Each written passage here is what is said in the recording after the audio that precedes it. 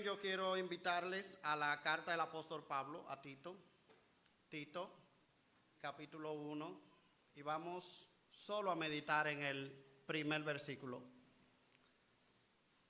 Capítulo 1, versículo 1.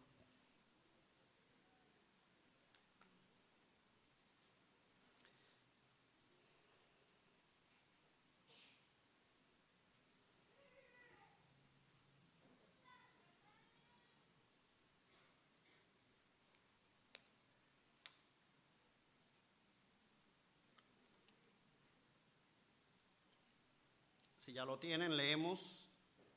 Pablo, siervo de Dios y apóstol de Jesucristo, conforme a la fe de los escogidos de Dios y el conocimiento de la verdad que es según la piedad.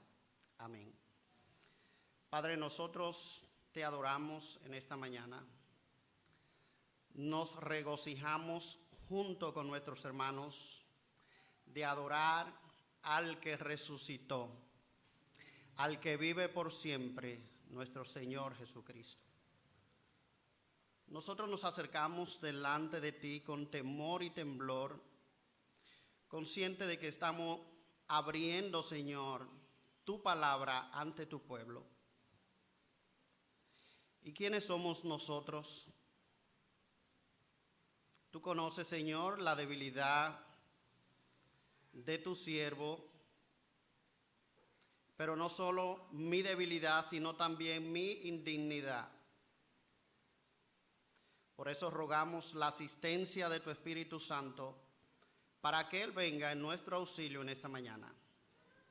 Señor, queremos que mientras vamos predicando tu palabra, tu presencia se manifieste con poder. Señor, que tu palabra sea expuesta con claridad y que tu pueblo reunido en esta mañana sea edificado.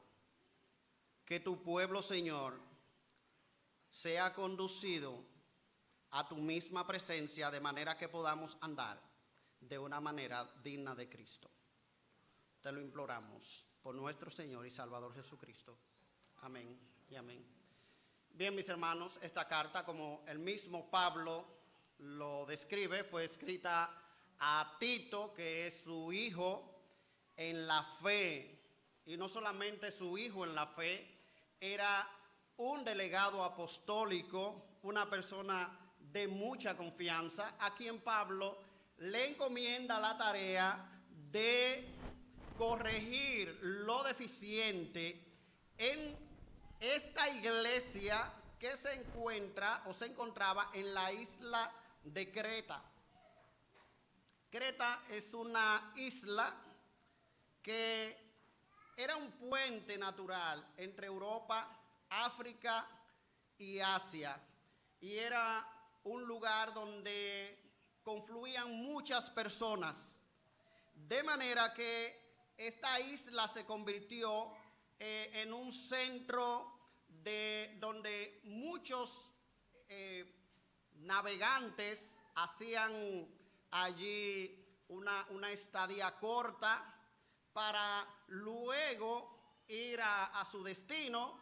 También muchas personas que venían o iban a batalla se paraban en aquel lugar, hacían una pausa en aquel lugar, de modo que la isla se había convertido en un nido de piratas, también un lugar donde los marineros que regresaban o que iban a diferentes destinos hacían de aquella isla su lugar de refugio y donde daban rienda suelta también a sus pasiones. Era un lugar muy conocido y tenía fama por su vida licenciosa, pecaminosa. El mismo apóstol Pablo cita aquí en este capítulo 1, uno de los poetas cretenses, y él dice en el versículo 12, uno de ellos, su propio profeta, dijo: Los cretenses, esto es una descripción de quienes ellos eran. Los cretenses son siempre mentirosos, malas bestias, glotones ociosos. Qué piropo ese que Pablo menciona, le da aquí a los cretenses. Otro autor de la época dice de los cretenses que la avaricia y la glotonería son tan innatas en la tierra de Creta que es el único pueblo entre los que no existe ninguna clase de deshonra. Vaya usted a ver, el vicio era elevado a la categoría de virtud, o como diría el apóstol Pablo cuando escribe a los filipenses, ellos se gloriaban de lo que debería darle vergüenza. Su gloria es su vergüenza. Ese era el ambiente y tal era el modo de vida de esta gente que había una palabra que se usaba para referirse a los mentirosos, que era la palabra cretizo. Cretizo, un cretizo, ser cretizo era ser cretense, ser mentiroso era ser cretense. En ese ambiente, en ese contexto, había una iglesia de Dios. Y esa iglesia tenía muchas cosas que corregir. Aparentemente su testimonio ante el mundo no era muy loable, porque Pablo dice en el capítulo 3 lo siguiente: que a nadie difamen, que no sean amigos, que no sean amigos de contiendas, sino amables, mostrando toda mansedumbre para con todos los hombres. Nosotros también éramos en otro tiempo insensatos, rebeldes, extraviados, esclavos de concupiscencia y deleites diversos, viviendo en malicia y envidia, odiándonos y odiándonos unos a otros. Aparentemente no tenían buena reputación hacia afuera. Y el propósito de esta carta es que les sea enseñada la palabra de Dios, la verdad, y que ellos puedan vivir o recibir una conducta que sea digna del Evangelio. Por eso hay dos temas que sobresalen en esta carta, que es sana doctrina y buena conducta. Sana doctrina y buena conducta. Una y otra vez, si usted toma la carta y comienza a leerla, se dará cuenta cómo estos temas resaltan por encima de toda cosa. De modo que el tema de esta carta es que la sana doctrina debe producir iglesia sana con una conducta sana que impactan al mundo que no conoce de Cristo, que no conoce de Cristo. De hecho, dice un autor, Tito es una epístola evangelística cuyo propósito principal era preparar a la iglesia para dar un testimonio más efectivo a los incrédulos en Creta. Bien, mis hermanos, este versículo 1, como en todas las cartas de Pablo, es su salutación, es su saludo. Pablo le escribe a Tito y se presenta como un siervo de Dios, como un apóstol, pero Pablo no está haciendo esto para presentarse a Tito porque Tito le conoce. Tito es su hijo en la fe.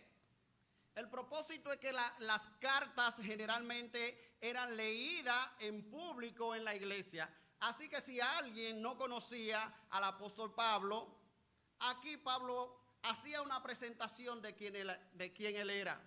Aquí tenemos un perfil, aquí tenemos las credenciales del apóstol Pablo con las cuales él se presenta. Y nosotros vamos a concentrarnos en esta mañana a ver tres de esas credenciales. Tres de esas credenciales del apóstol Pablo, que cuando nosotros la analizamos, no son más que la descripción que él está haciendo de lo que debe ser un cristiano, un creyente comprometido con la causa de Cristo. Si la iglesia ha de ser una comunidad que sea un agente de transformación para el mundo, entonces la iglesia, los creyentes deben estar comprometidos con Dios. Han de estar comprometidos con Dios. Así que vamos a ver cuál es el perfil que nos muestra la palabra de Dios aquí de un creyente comprometido con la causa de Cristo. En primer lugar, un creyente comprometido con la causa de Cristo tiene una voluntad rendida a Dios. Un creyente comprometido con la causa de Cristo tiene una voluntad rendida a Dios. Pablo comienza su carta diciendo: Pablo, siervo de Dios. Su nombre y luego, ¿qué es lo más importante? ¿Cómo es que Pablo quiere ser reconocido en la iglesia? Como un siervo de Dios. Un siervo de Dios. Y esta palabra, mis hermanos, como muchos de ustedes saben, significa en principio humillación, pérdida de derecho, falta de liberación, sujeción a la voluntad de otro. Pablo se está confesando aquí mismo en esta carta como un esclavo de Dios.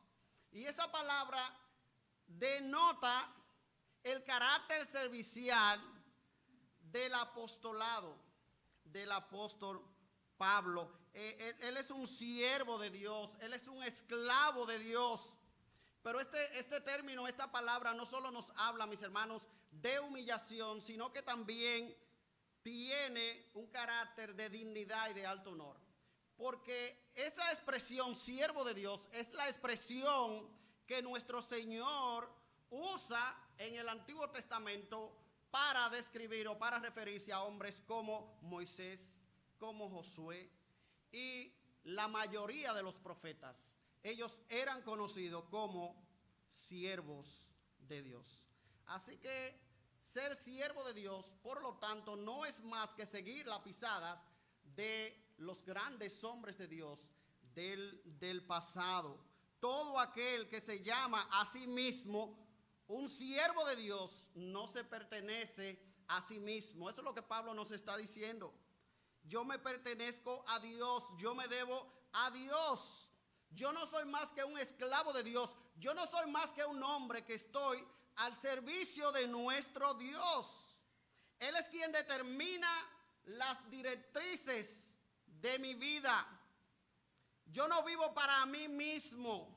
Yo no vivo para complacerme a mí mismo. Yo vivo para complacer a mi legítimo Señor. Yo soy su esclavo.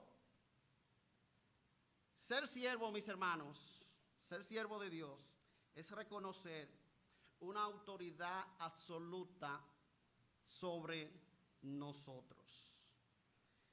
Es bueno destacar, mis hermanos, también que esta expresión no está limitada a los apóstoles, no está limitada al apóstol Pablo. Es una expresión que tiene que ver con todos los cristianos. Todo creyente verdadero pertenece a Dios y es un esclavo suyo. Pero este término, mis hermanos, también nos habla de que Dios, de que en el universo hay una autoridad absoluta. Hay alguien más importante que nosotros. Este término nos habla de que en el universo hay alguien que reina. Hay alguien que nos ha creado y hay alguien a quien nosotros le debemos obediencia. Por eso Pablo dice: yo soy un siervo, yo soy un esclavo de Dios. Ahora bien, mis hermanos, la alternativa a ser siervo de Dios no es como muchos piensan, que es ser libre para hacer lo que nosotros querramos. No. La alternativa a ser un siervo de Dios no es otra que ser esclavo del pecado, bajo el dominio del mundo, de la carne y del diablo. Por eso dice Pablo en el capítulo 3, nosotros también éramos en otro tiempo insensatos, rebeldes, extraviados, esclavos de concupiscencias y de deleites diversos. Eso es lo que éramos, esclavos del pecado. Si tú no eres un siervo de Dios, si tú no eres un esclavo de Dios, si tú no eres alguien que te confiesa a sí mismo como alguien que vive sola y exclusivamente para Dios, entonces tú eres un siervo del pecado, un esclavo del pecado. No hay esclavitud, mis hermanos, más terrible que esta, por mucho que ofrezca sueños de libertad. Por mucho que ofrezca sueños de libertad. Pablo no solo es un siervo de Dios, mis hermanos, sino que él se describe a sí mismo también como un apóstol de Jesucristo. Pero la expresión apóstol de Jesucristo viene después de la de siervo. Pablo está diciendo, mi apostolado está matizado por el hecho de que yo soy un siervo. Yo soy un siervo. Antes que yo ser apóstol, yo soy un siervo de Dios. Yo estoy sirviendo a Dios como apóstol. Pero primeramente yo soy un siervo. Un siervo. Y eso nos enseña, mis hermanos, que antes que cualquier cosa en la iglesia, nosotros debemos ser siervos de Dios. Siervos de Dios. La gente debe conocernos como siervos de Dios, no como predicadores, no como cantantes, no como miembros de cualquier ministerio de la iglesia, sino como siervos de Dios. La razón por la que Pablo puede servir como apóstol es porque él es un siervo de Dios. Y esto, mis hermanos, inmediatamente nos trae algunas aplicaciones. Hermanos, si alguien evaluara tu vida, si alguien se pusiera a escribir sobre tu vida, ¿qué pudiera decir de ti?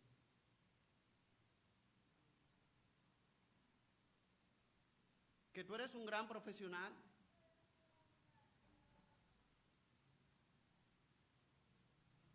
que tú eres un hombre muy responsable en tus negocios. ¿Qué pudiera decir de ti? Bueno, él es un buen padre. Bueno, él es una persona que no se perdía un culto en la iglesia. Bueno, él es un buen predicador. Él es un buen maestro. ¿Sabe qué, hermano? Si no pueden decir de ti que eres un siervo de Dios, ninguna de esas otras cosas, vale la pena. ¿Y sabe usted cuál es una de las tareas más difíciles que tenemos en la iglesia? Por lo menos en la iglesia donde yo soy pastor, allá en Pedro Brán, yo no sé aquí, pero una de las tareas más difíciles que nosotros tenemos es encontrar siervos en la iglesia. ¿Usted sabe por qué eso es así, hermano?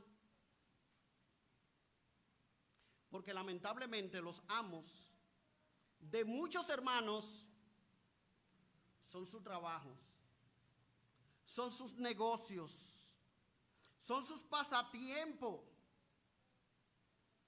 La gente dentro de la iglesia no quiere comprometerse para servir. Y pueden darnos muchísimas explicaciones. Usted puede inventarse muchísimas cosas. Pero usted sabe que la razón por la que tú no sirves, hermano, es porque tú tienes otros señores, es porque tú tienes otro señor, es porque alguien más que no es Cristo ha capturado tu atención y es a quien tú le dedicas tiempo. No importa lo que sea. No importa lo que sea. Otras personas, usted lo ve en la iglesia, que sirven, que tienen disposición a servir, pero bajo sus términos. Ellos no son siervos que sirven sujeto a la voluntad de su amo. No, yo sirvo en la iglesia si es en el ministerio donde yo me siento cómodo, donde yo quiero y con las personas que yo quiero. Porque es así. Y con las personas que yo quiero. Hermano, ¿cuál es la razón por la que tú sirves al Señor?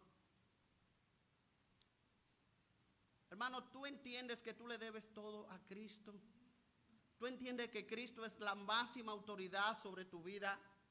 Cristo ha capturado tu vida de manera que tú no sientes ningún deseo de servir a nadie más que no sea Él.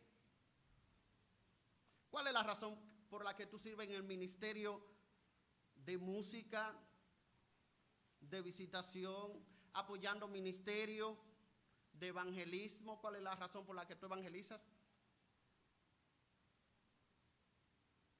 Hermano, ¿usted sabe por qué muchos creyentes dentro de la iglesia tienen problemas para ofrendar bíblicamente? ¿Sabe por qué? Porque el dinero es su amo. Porque su dinero no pertenece al Señor. Su dinero es su amo. Lamentablemente, dentro de la iglesia de Dios tenemos esas realidades. Un siervo, hermano, un creyente comprometido con la causa de Cristo tiene una voluntad rendida a su Señor. Y eso tiene que verse en la manera en que nosotros servimos en la iglesia, en la manera en que nosotros nos dedicamos al Señor. ¿Tú tienes una voluntad rendida a Cristo? ¿Tú tienes una voluntad rendida a tu Señor, hermano? Si es así, entonces tú eres una persona, tú eres un creyente comprometido con la causa de Cristo. Pero no solo eso, el texto también aquí nos habla de que un creyente comprometido con la causa de Cristo es un siervo que tiene como prioridad la predicación del evangelio. Mire lo que sigue diciendo el texto. Pablo, siervo de Dios y apóstol de Jesucristo, conforme a la fe de los escogidos de Dios.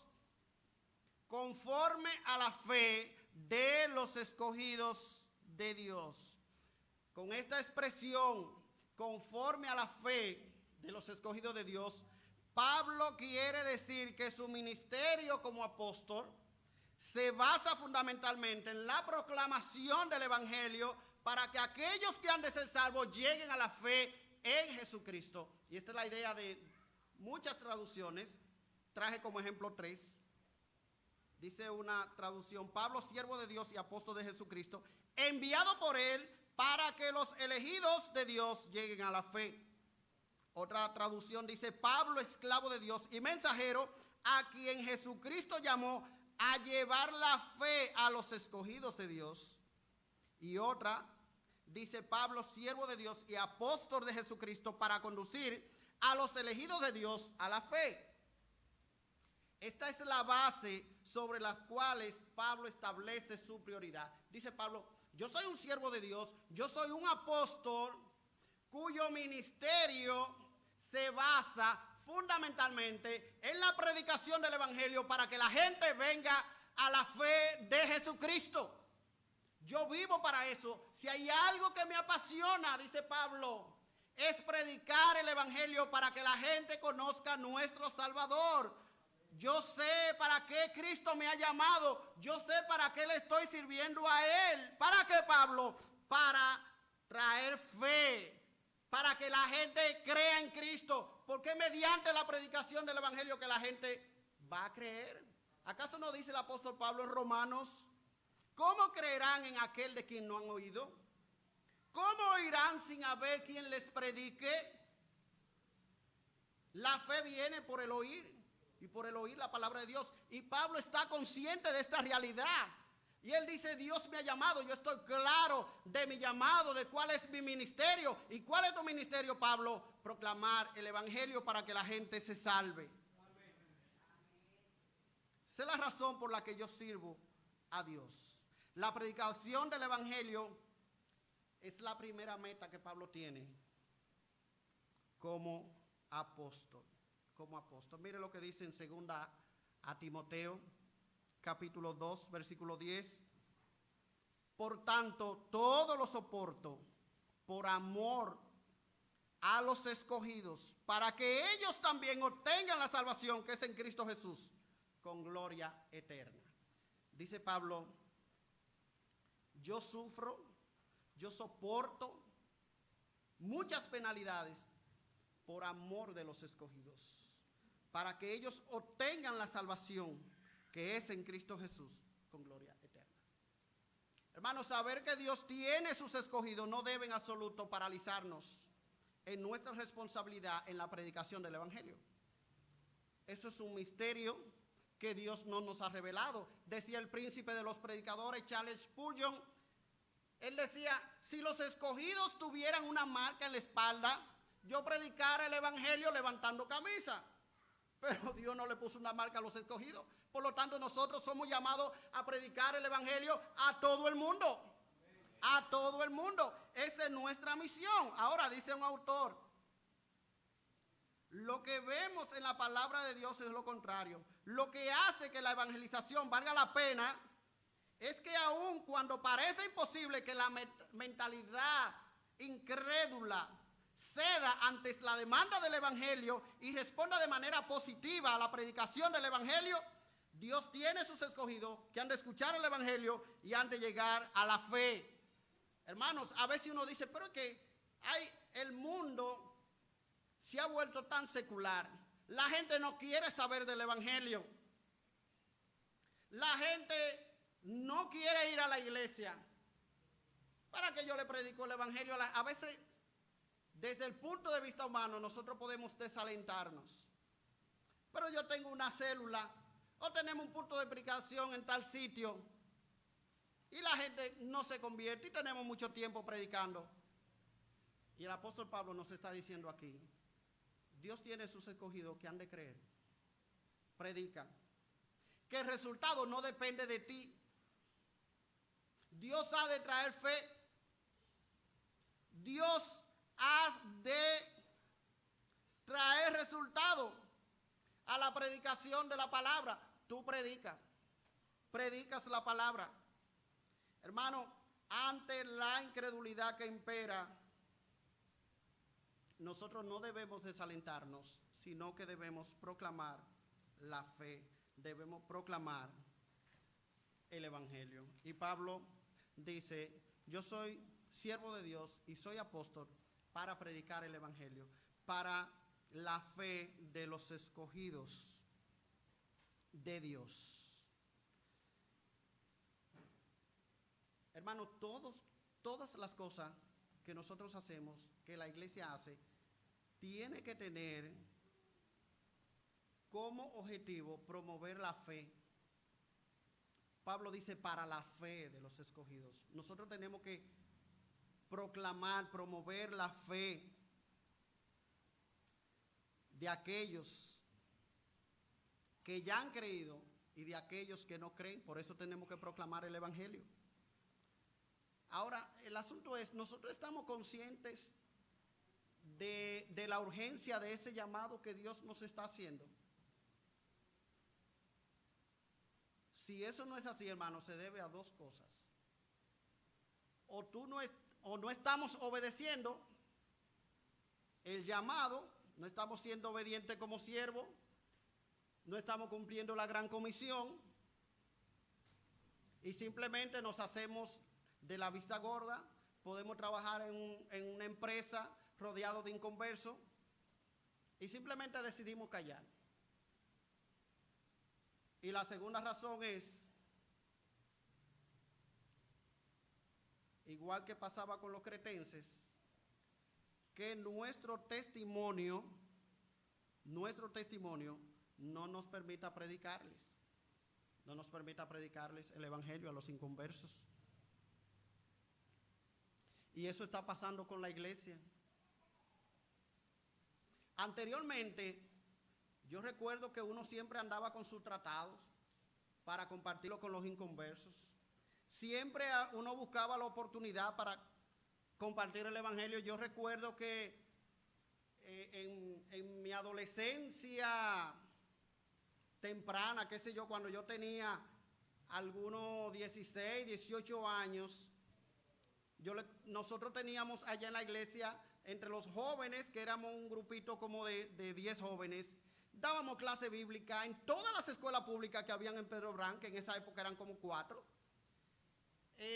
Dábamos clases bíblicas barriales, se daban clases bíblicas también en la iglesia, y siempre había ese compromiso con la predicación del evangelio. Pero hoy uno observa que la iglesia no está, que los hermanos no están como para eso de predicar el evangelio. Que cada quien está en sus asuntos. Cada quien está muy metido en su negocio, pero la gente no está en esto de predicar el evangelio. Y otras veces simplemente que la gente no se atreve a abrir la boca. Porque es posible que tú estés en la iglesia, incluso tú seas un hermano en comunión en la iglesia, y tú labores en una empresa, en un lugar, y la gente no sepa que tú eres evangélico. Entonces, ¿cómo es que después que tú tienes 2 o 3 años en un lugar de trabajo, y tú no le has dicho a nadie que tú eres evangélico, tú vas a venir a decirle, mira, yo quiero hablarte de algo muy importante, yo quiero invitarte a la iglesia, o yo quiero hablarte de Jesús como tu Salvador? ¡De Jesús! ¿Y de cuándo a dónde tú eres evangélico? ¿Tú eres testigo? Hermano, a veces el testimonio también, cuando usted sabe que usted vive celebrando los chistes subidos de tono de sus compañeros de trabajo inconversos, o diciendo palabrotas delante de inconversos, ¿cómo usted se atreve a decirle de que, mira, que Cristo murió por ti? O mira, yo quiero que me acompañe a la iglesia. No, hermano. ¿Sabe por qué? Porque el testimonio no te deja hablar. Testimonio no te deja hablar. Y nosotros vivimos en una época, hermano, ¿usted sabe qué? Donde la gente está cansado de palabras. La gente está cansado de palabras. Suficiente tienen con los políticos. Suficiente tienen con los políticos. Hace muchos años, un hombre de Dios llamado Francis Schaeffer dijo, vendrá el momento en que predicar el evangelio de manera oral no es suficiente.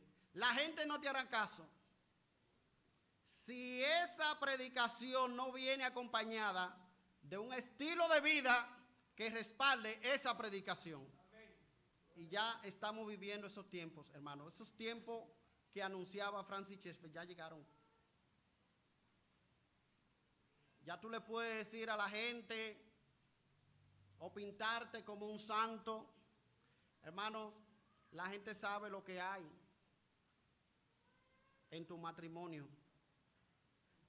Ellos ven que aquellos que se llaman ser cristianos no tratan bien a su esposa. Ellos saben que aquellos que van a predicar el evangelio no tratan bien a sus hijos, no tratan bien a sus empleados. Y ese es uno de los grandes daños que le estamos haciendo al evangelio. Por eso la gente no le hace caso a los evangélicos. Porque lamentablemente la conducta, la manera en que vivimos, hermano, es una deshonra, una vergüenza para el evangelio. La manera en que viven muchos creyentes. Porque no estamos claros de que hemos sido llamados por Dios para esta tarea de proclamar el evangelio para que la gente se salve. Hermano, esa es la razón por la que Dios nos ha dejado en este mundo. Para que nosotros proclamemos su verdad, su evangelio, su buena noticia de salvación a los perdidos. Que hay perdón de pecados para pecadores culpables.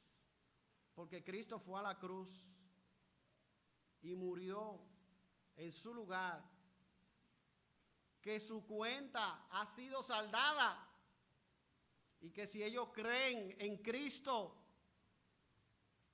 ellos serán justificados por la fe. Hermano, pero para eso no es solamente hablarlo, es vivirlo.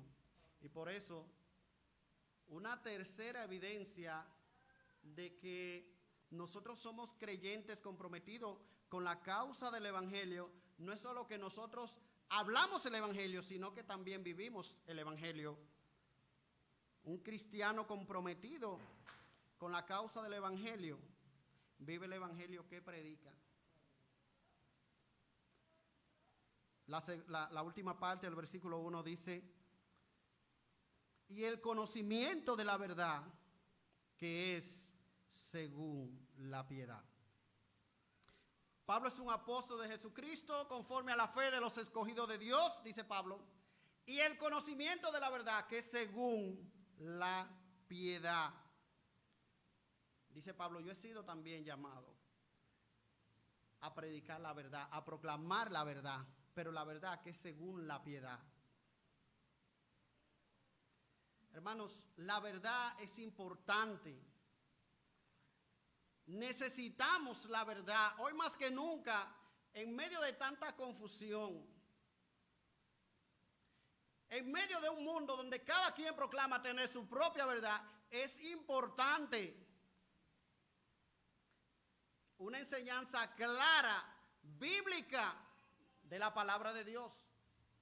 Lo necesitamos más que nunca. Pero Pablo dice que es la verdad que es según la piedad, que es según la piedad, porque los cretenses se jactaban de que ellos también enseñaban la verdad. El asunto estaba en que no la vivían. Pasa igual que con los fariseos, que Cristo dice, miren, todo lo que le digan los fariseos y los maestros de la ley, háganlo, porque esa gente son buenos exégetas. Ellos conocen la ley, ellos la interpretan bien. Ahora yo les voy a decir una cosa, no hagan como ellos hacen, porque ellos dicen y no hacen. Un siervo de Dios no es alguien que conoce meramente la verdad, que conoce la verdad de manera intelectual, sino alguien que es afectado por la verdad. Y esa verdad transforma la manera en que él vive. Hermano, la piedad, el término piedad es un concepto importante en esta carta, así como en la primera carta a Timoteo. La verdad del Evangelio es una verdad que cambia la vida, es una verdad que transforma la vida. De hecho, Pablo nos dice en otro lugar, escribiendo a los Corintios, si alguno está en Cristo, nueva criatura es. Las cosas viejas pasaron, he aquí, todas son hechas nuevas. En el capítulo 6 de los Romanos dice que nosotros hemos muerto con Cristo, pero también nosotros hemos resucitado con Cristo a una nueva vida. Ya nosotros no somos la misma persona que éramos antes. Cuando escribe a los Gálatas capítulo 2 dice, con Cristo estoy juntamente crucificado y ya no vivo yo, ya Pablo murió, ya Juan Antonio murió, ya ese viejo hombre quedó atrás. Y lo que ahora vivo en la carne, lo vivo en la fe del Hijo de Dios, el cual me amó y se entregó a sí mismo por mí. Es la verdad conforme a la piedad. La palabra de Dios no nos está diciendo que seamos enciclopedias bíblicas andantes. No, es creyentes que lo poco o lo mucho que sepan, lo apliquen, lo lleven a su vida. Es creyente que sean afectados de tal manera que su vida como padre sea afectada, que su vida como esposo, que su vida como empleado, que su vida como ciudadano sea afectada de tal manera que la gente diga, ese hombre es diferente, esa mujer es diferente, hay algo diferente en ese creyente, en esa persona. Hermano, y esa diferencia solo la puede dar la palabra de Dios obrando en la vida de un cristiano. Hermano, yo no te estoy preguntando aquí, la palabra de Dios no te está diciendo ¿qué tanta teología tú sabes? El asunto no es si tú te sabes las 7 dispensaciones o las 9 dispensaciones. Si tú te sabes todo el sistema teológico nuestro. No es eso lo que la palabra de Dios te está diciendo. ¿Qué tanto versículo bíblico tú puedes recitar? No es eso lo que nos está diciendo. Es si esa verdad que yo digo conocer está afectando mi vida y me está llevando a una vida de piedad. Y el conocimiento de la verdad que es según la piedad. Nosotros no somos llamados, hermanos, a un mero conocimiento de la palabra de Dios. Somos llamados a vivir de manera que la gente pueda decir, eso es un seguidor de Cristo. Ese joven se le ve el peso, como decían de antes, se le nota el peso que tiene. Esa jovencita, se le nota el peso que tiene, la manera que habla, respetuoso, respetuosa. Ese hombre es un hombre serio, esa mujer es una mujer responsable. Son diferentes. Y eso solo lo hace la verdad, hermanos, que es según la piedad. Según la piedad. Así que, si tú eres un cristiano comprometido con la causa de Cristo, hermano, tú tienes que ser alguien cuya voluntad esté rendida a tu Señor. Tú tienes que ser un siervo de Dios. La gente tiene que conocerte como alguien que tú sirves a Dios por encima de todas las cosas, por encima de tus negocios, por encima de tus pasatiempos. Tú eres capaz de sacrificar pasatiempo, deleite, lo que sea, porque Cristo está primero. Cristo es tu Señor. Él es tu dueño. Él es el que escribe tu agenda. Si tú eres un cristiano comprometido con la causa de Dios, la predicación del evangelio, compartir el evangelio con otras personas, hermano, es una prioridad, debe ser una prioridad en tu vida. La gente tiene que saber de ti, que tú eres cristiano y tú debes hablarle a otros de Cristo. Y la gente tiene que saber de ti que tú no eres un cristiano de boca. Una gente que habla muy bonito, que se sube al púlpito, que canta muy bonito, que canta muy bonito.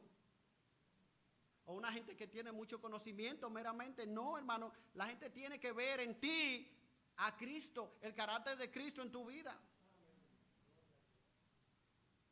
Y si eso no es así, hermano, entonces hay algo deficiente en nuestra fe. Hay algo deficiente en nuestra fe. Hay algo que no anda bien.